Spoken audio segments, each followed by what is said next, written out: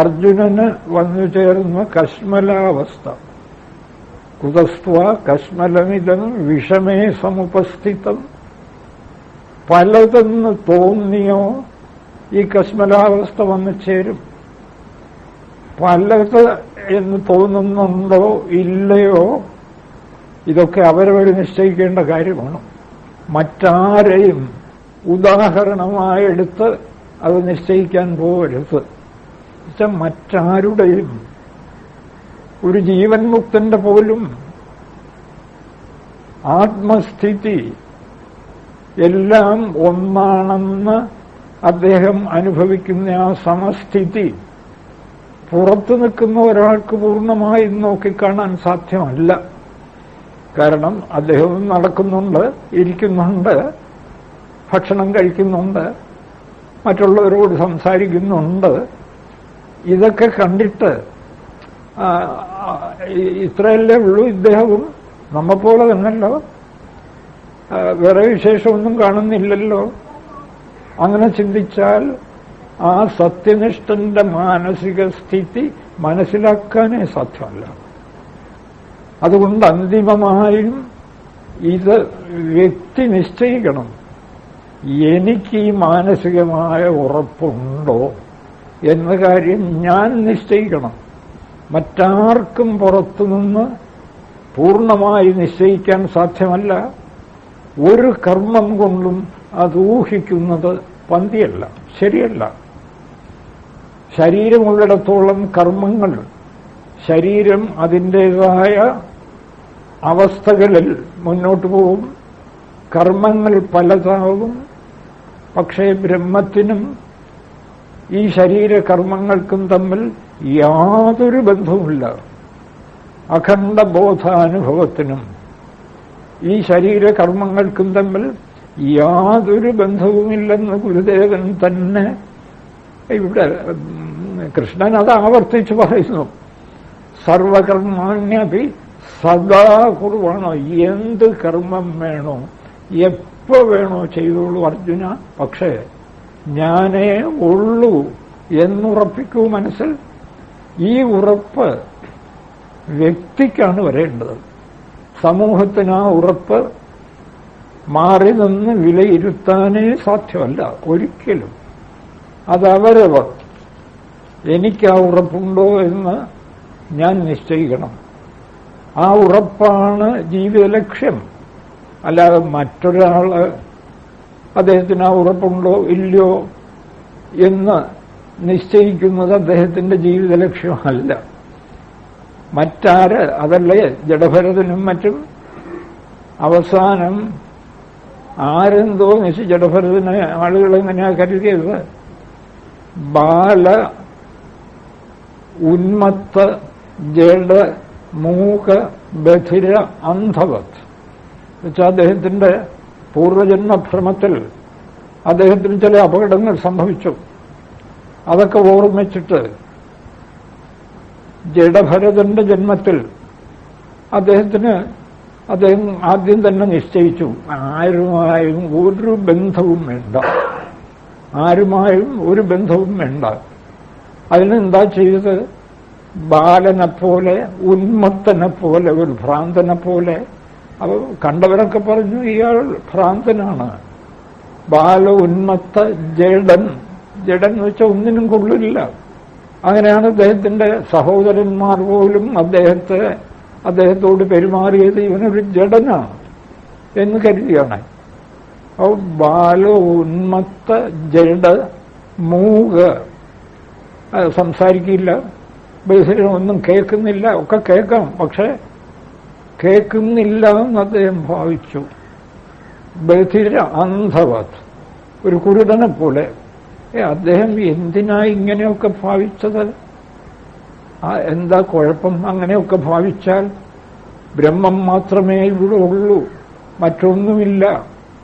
ആ ആനന്ദം പൂർണ്ണമായി അനുഭവിക്കുന്നു. ആ ശാന്തിക്ക് ഒരു തടവുമില്ലാതെ അനുഭവിക്കുന്നു. അപ്പൊ പിന്നെ എങ്ങനെ ഭാവിച്ചാൽ എന്താ കുഴപ്പം? സമൂഹത്തിൽ ഈ സമൂഹം ഇല്ലാത്ത സമൂഹം, ഇല്ലാത്ത സമൂഹത്തെ കാര്യങ്ങൾ ബോധ്യപ്പെടുത്താൻ ഒരു ജീവൻ മുക്തൻ ഒരിക്കലും ബാധ്യസ്ഥനല്ല.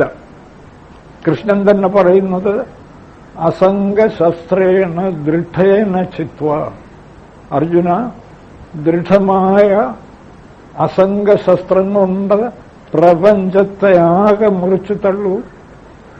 ഇതൊക്കെ വിലയിരുത്തുമ്പോൾ ഒരു ജീവൻ മുക്തന്റെ ഈ മാനസിക സ്ഥിതി, അതായത് ഈ സമസ്ഥിതി, ഗുരുദേവൻ ഈ പറയുന്ന ആ സമസ്ഥിതി അത് വരാത്ത ആളും അങ്ങനെ ചെയ്യുന്നല്ലോ. അതിനൊന്നും ഈ ജീവൻ മുക്തൻ ഉത്തരവാദിയല്ല. മറ്റാരെന്ത് ചെയ്യുന്നതും ഉറപ്പുള്ള ഒരു ബ്രഹ്മനിഷ്ഠന് അതിനൊന്നും ഉത്തരവാദിയല്ല.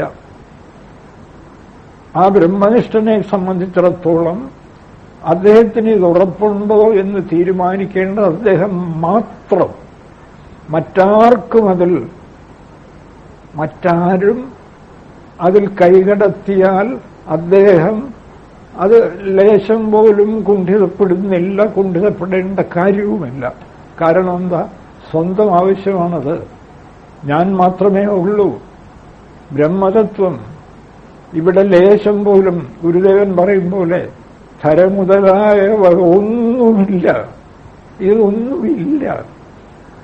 ഇത് നല്ല ഉറപ്പായി അനുഭവിക്കുന്ന ഒരാളിന്റെ ആന്തരമായ സ്ഥിതി മറ്റുള്ളവർക്ക് പുറത്തുനിന്ന് കണ്ടെത്താനേ സാധ്യമല്ല.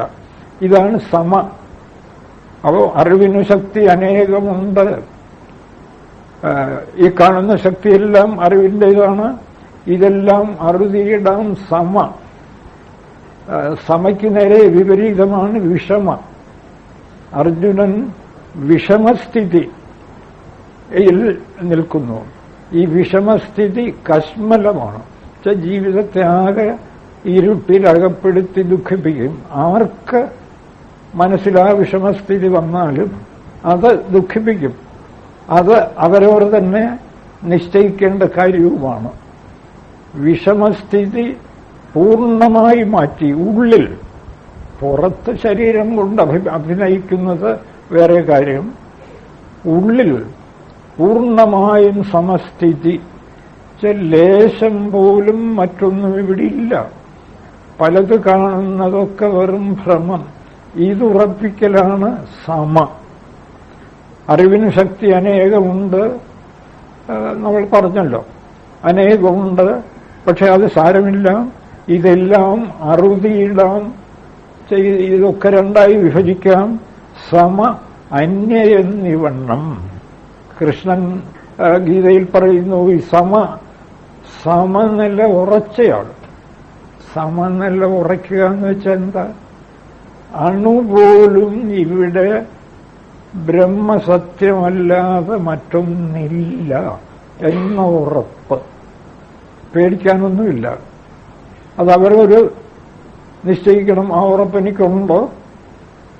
വേറൊരാൾ നിശ്ചയിച്ചതുകൊണ്ട് ഒരു വിശേഷവുമില്ല ആർക്കും. അത് ഉറപ്പുവരുത്തിയാൽ അവർ സൃഷ്ടിയെ ജയിക്കുന്നു എന്നാണ് ഗീതയിൽ കൃഷ്ണൻ പറയുന്നത്.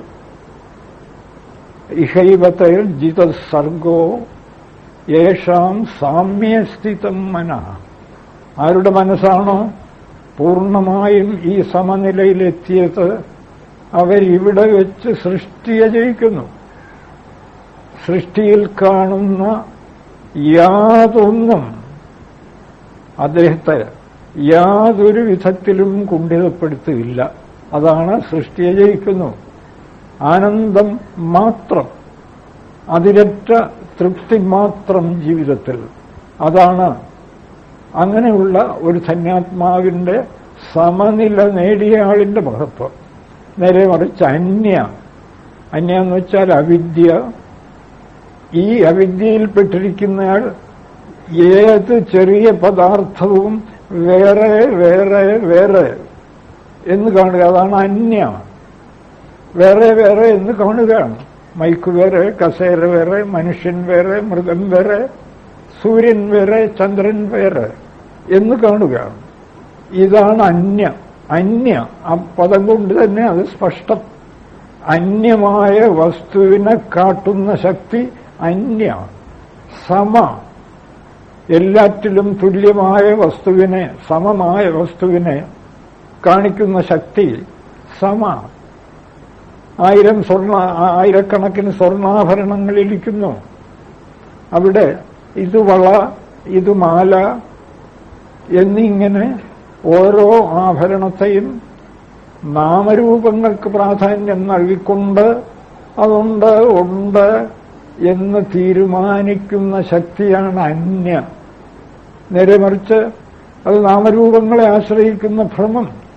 നേരെ മറിച്ച് ഇത് സ്വർണം, ഇത് സ്വർണം, ഇത് സ്വർണം, സ്വർണമല്ലാതെ ഇവിടെ മറ്റൊന്നുമില്ല എന്ന വസ്തുബോധം ഉറപ്പുവരുത്തുന്ന ശക്തിയാണ് സമ അഥവാ വിദ്യ.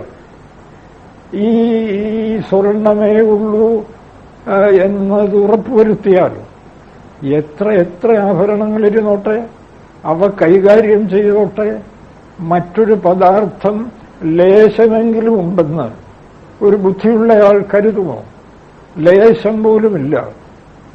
ഇതാണ് വസ്തുത.